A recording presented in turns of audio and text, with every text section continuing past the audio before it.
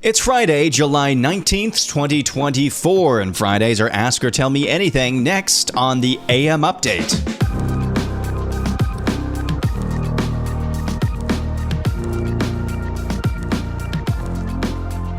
Once again, my favorite episode every single week. Ask or tell me anything. You can tell me any news story you think needs covered, or ask me any question you like.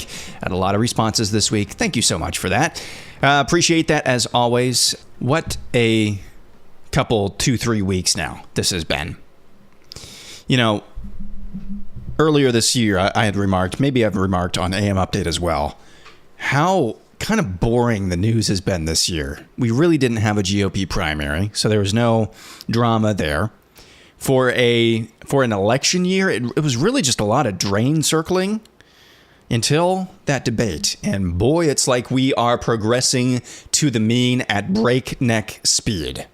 Democrats are still on the warpath. There have been rumors. I don't know if this is a manufactured coup over the last 24 hours, but there are rumors that as of maybe even today, that Joe Biden could announce he's withdrawing. Now, I've seen conflicting reports. I don't know how much the rigor mortis is actually set in with the Biden family in terms of their grip on power. Because I still think that that's a factor. I don't think it's as big of a factor as it used to be. But man, the reports are coming in hot and heavy that this weekend could be the weekend that Biden withdraws. You know, we came within an inch of Donald Trump getting murdered on live television. This thing is just off the rails now, this July. What a heck of a month it has been. A heck of a month. And it's going by fast. Tomorrow is the 20th already. Seems like just 2 days ago it was Independence Day. That is nuts. Anyway, enough of me droning on. The RNC, I haven't really covered that this week on AM Update. Haven't covered it much anyway, other than Trump officially securing the nomination and picking J.D. Vance. I figure there's a lot of other places you can go for coverage of the RNC, and there's a lot of other news this week as well. Let's begin with Ask or Tell Me Anything.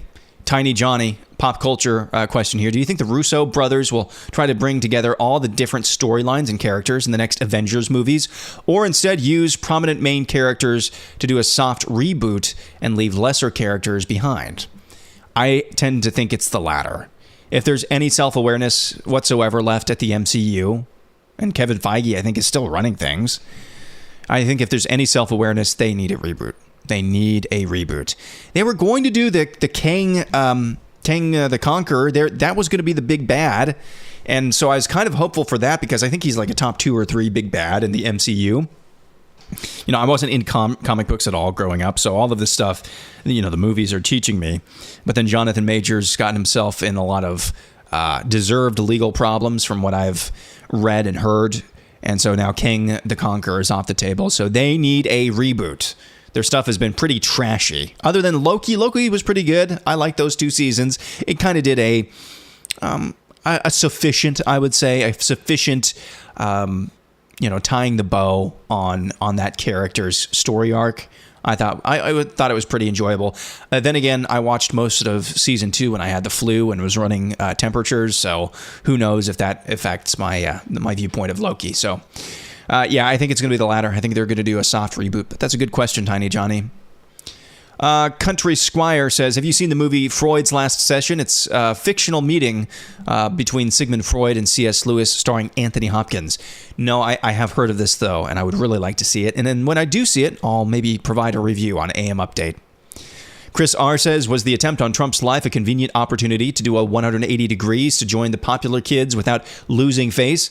Or are you guys so lacking of men of action in your life that 5 seconds of resilience make you forget his flaws? Jason Crow was a ranger. Should I vote for him? Jason Crow, I don't know who that is. So I don't know. Look at where he is on the issues or follow your conscience. But, you know, I think at the end of the day, if you make support of a candidate who does not hate you, I don't think Donald Trump hates me. I think that Christian conservatives have lost control of the party. And I don't really think that they had any control to begin with. That's a really, really inconvenient truth for a lot of people. I think conservatives just don't. It's like Gollum in The Lord of the Rings. Nobody likes you. You don't have any friends. That's the way the Republican Party now looks at like actual true believers, but they don't hate us. Okay? They still want us, but they don't hate us. Okay? So a lot of things can be true at the same time. And as long as you're voting for a candidate that doesn't hate your guts, I think if you are running for dog catcher as a Democrat, I think the dog catcher hates my guts. I think if you are involved with that party on any level, you hate my guts. If you are aligned with a party, though, or more closely aligned with a party that's full of people, some of whom might disdain you on a theological, philosophical level because you actually stand for something, but they still want to appeal to you, that means you still have some sway. How much? I don't know. But if you make support of a candidate into that doesn't hate you into an issue of principle, you're unprincipled if you support that person, or principled if you don't, or vice versa. You've got an idol in your life. Okay? And Chris, it sounds like you've got an idol in your life. Because we have to have a lot of grace. Before I announced on Monday on AM Update that I am voting for Trump, did I say I was endorsing him? And no, in fact, I said the opposite. This is not so much of an endorsement as it is we're running out of time. I see Donald Trump as the last chopper out of Nam because the bullets started flying. Things got real. We came within an inch of things waking up to a completely different reality on Sunday morning. You may disagree with my assessment of that particular note, which informs then why I'm voting for Trump and the reasons that I'm doing that. You may disagree with that, but we can do that in charity. I never said if you're not voting for Donald Trump that you're a terrible person. I never insinuated, like Chris, you're doing here, that I'm a complete ballless scrub. Notice the lack of charity, the lack of grace. It's 100% on you.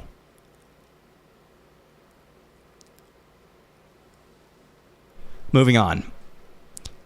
Ryan, the Christo-fascist, has two submissions, one of which I'm starting to come around with, maybe, and the other with I completely disagree with.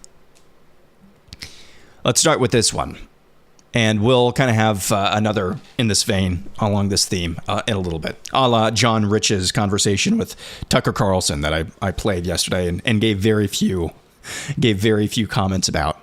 Ryan, the Christo-fascist, says, the premillennial dispensations theology, it gets worse down here, resulted in the failure of the church in America. I'm starting to be more receptive to that, and I'll explain why with another submission in a little bit. Ryan's other submission is cherry wood is the superior smoking wood for pork, oak is for beef. Now, I've never used cherry wood for pork. Something's wrong in your head, Ryan. Oak, never use oak for smoking anything. Okay, I would sooner use dirt. I would sooner use burned dirt to smoke my stuff with than oak wood. I don't get the people who use oak for any type of smoking whatsoever. For me, it's apple for pork, pecan. Finally found some good pecan wood pellets.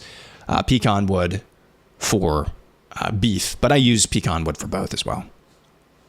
Harry Mead says, does doing the AM update make crafting the montage for the day job easier or harder? Yes. Depends on the day.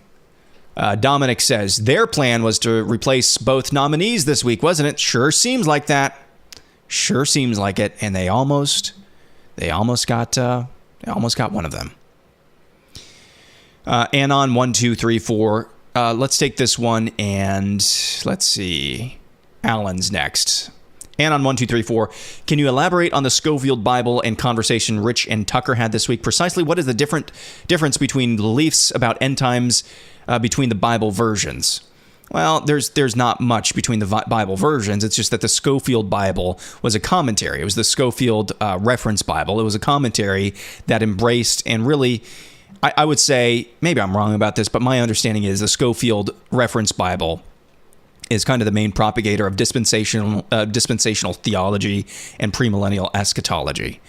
And so there's no real difference necessarily. And now, if you get a commentary Bible, there's going to be different. R.C. Sproul's commentary about eschatology is going to be different from John MacArthur's. It's going to be different from John Piper's, that type of thing. But in terms of the versions like English Standard, New King James, those are just translations, not necessarily theological or interpretations, although that does play into translations sometimes. Alan Richardson says, "Wow, Aaron, I'm an eschatological agnostic, but I really don't appreciate where you're going with this pre-trib conspiracy theory. Divisive among the brethren for absolutely no good reason." Well, Alan, no matter where you come down on this, it need not be divisive whatsoever. It really doesn't. I think at the end of the day, and I'm going to start with this. So that hopefully you'll be more receptive. Everybody listening will be more receptive to what I have to say next. I think at the end of the day, I still consider myself pre-mill. And here's why. I go to a church that teaches pre-mill eschatology. And it's not yet an issue in my mind that is so of great import that it risks me sowing division within my own church. The conversations that I'm having and the thinking that I've been entertaining over the last 6 months or so when it comes to eschatology, I'm doing this with the spirit to the best of my ability. The spirit of, one, honoring God with my mind by attempting to understand his heart better and his character better. That's, at the end of the day, eschatology is a part of your theology, and theology is only good in as much as it helps you understand and increase in the knowledge of God and his character, in my estimation. So I'm going to start with this. I have a critique about pre-mill eschatology, and it's not really about the eschatology in and of itself, although we'll maybe get into that. It's about the way that it is taught. If you believe that things are going to get worse and worse, and they are getting worse and worse right now, if that's what you believe, then your response should always be, and that's why we got to build the kingdom of God right now. That's why we got to go just balls to the wall evangelism mode, because Christ is coming back really soon. Do you see the evening news? Things are getting worse. He said it was going to get worse. That's what my eschatology teaches.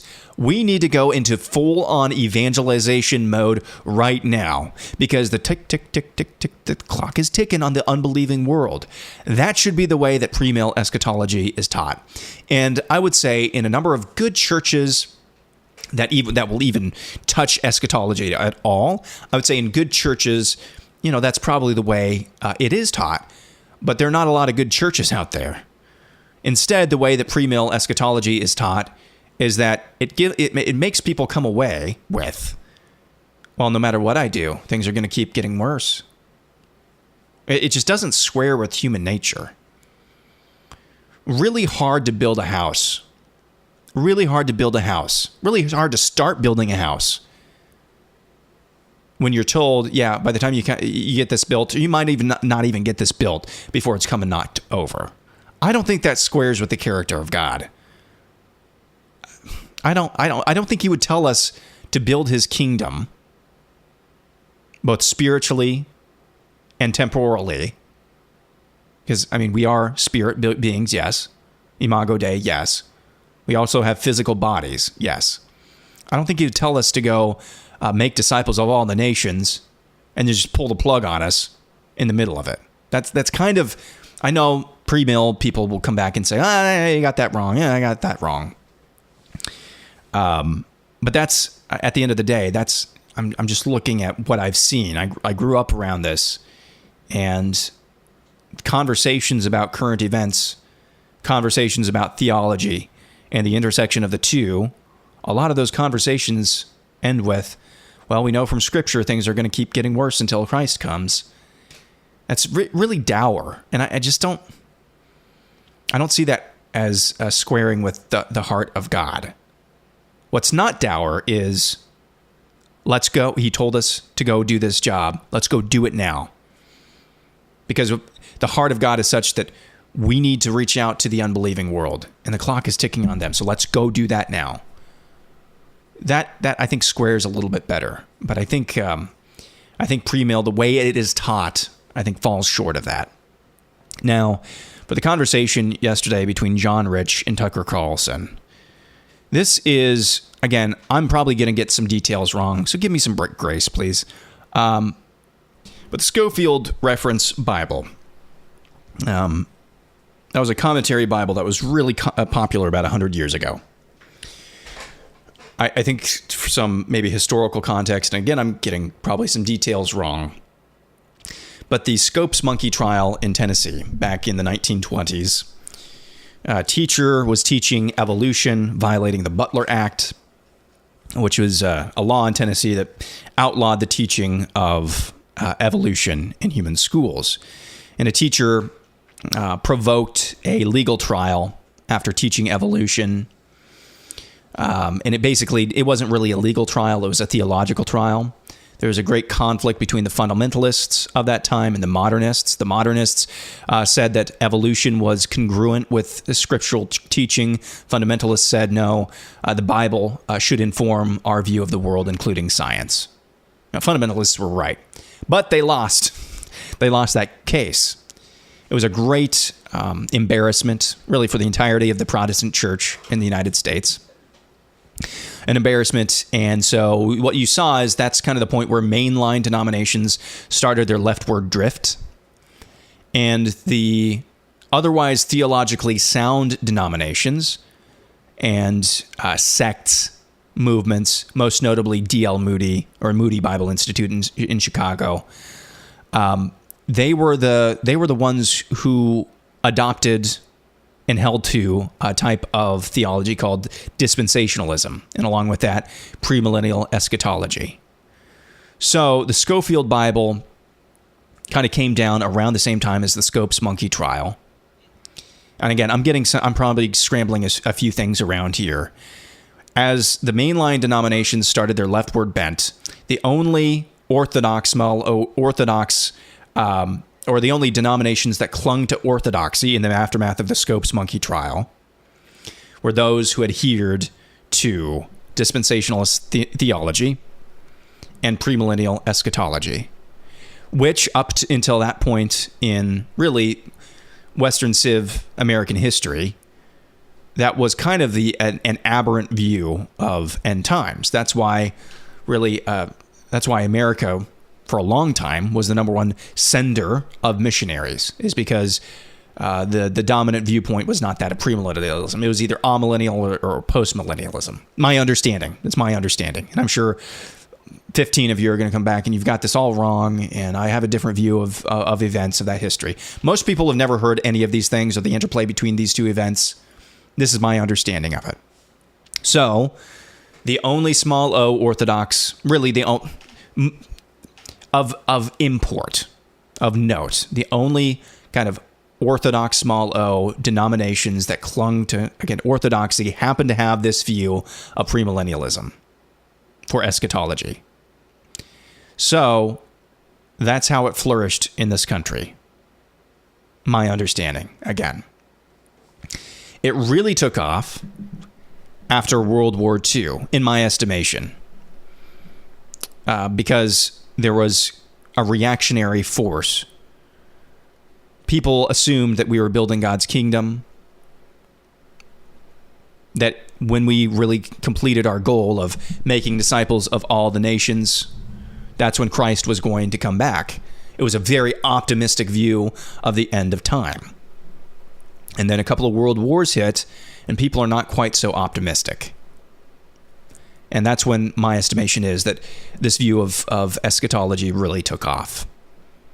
And then you had the establishment of the state of Israel in the aftermath of World War II. And under a premill dispensational theology that fit in with their view of prophecy, of events of the end times.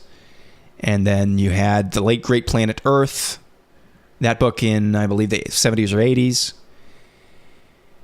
And I don't know, guys, since 1945, how is the Protestant church doing in the West, particularly America? And what's been the dominant eschatological view? It's premill. I'm not saying there's a causation or a correlation. Or maybe it's correlation or causation. I don't know. But I think if you are in the premill camp, which I still am, I think you need to reframe your thinking. Never, ever, ever, ever allow yourself to say, or even murmur in your heart, well, things are just going to keep getting worse. I think that is absolutely counterproductive. I'm not quite at the point where I'm just going to say eschatology is missiology, because a lot of post-mill folks will say that. But I do think some of their criticisms in that vein are true. Anyway, this brings us to John Rich and Tucker Carlson. Most people, church adjacent or in church in this country, have never heard anything like what I just laid out to you.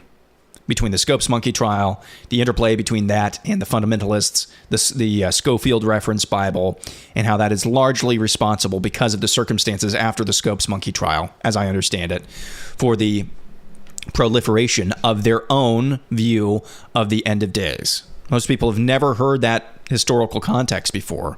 So any other teaching other than premill is anathema.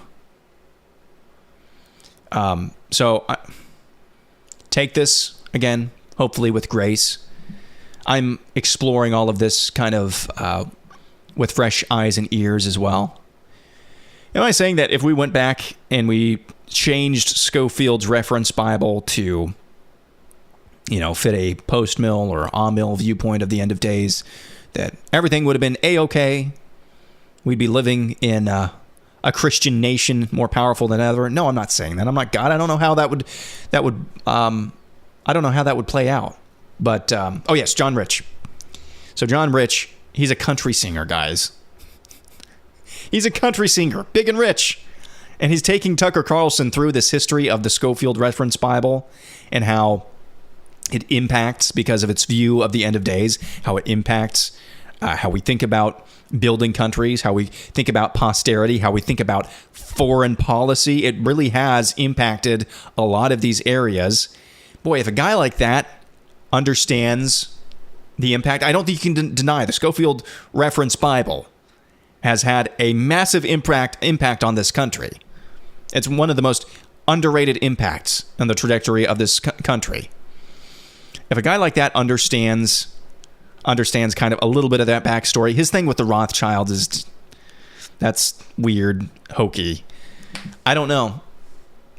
Maybe people are starting to open up the door that says, you know what, premill, you can have your premill eschatology, but we need to look at the world, particularly when it comes to the nation of Israel. They are our allies, maybe not prophetic importance. I just thought that was interesting. Not saying that I necessarily assent to everything there, but I thought it was interesting commentary, specifically given the source. So that is a very long-winded, meandering explanation of why I threw that in at the end yesterday and gave it no commentary whatsoever. Hopefully this was somewhat easy to follow. There's a lot of moving parts here that are kind of difficult. So going back to Alan, it need not be divisive. As long as your motivation is understanding the heart of God, I think you can have a lot of wonderful theological, even eschatological conversations that fall into the realm of iron sharpening iron. That's kind of how I view this, even when I have some critiques of my own stated eschatological beliefs. I'm just trying to sharpen my mind in the spirit and others around me as well. Hopefully it's taken in that vein. That'll do it for Ask or Tell Me Anything. We'll be back at it again tomorrow for No Suck Saturday. And until then, for the rest of you non-subscribers, we'll be back at it again on Monday.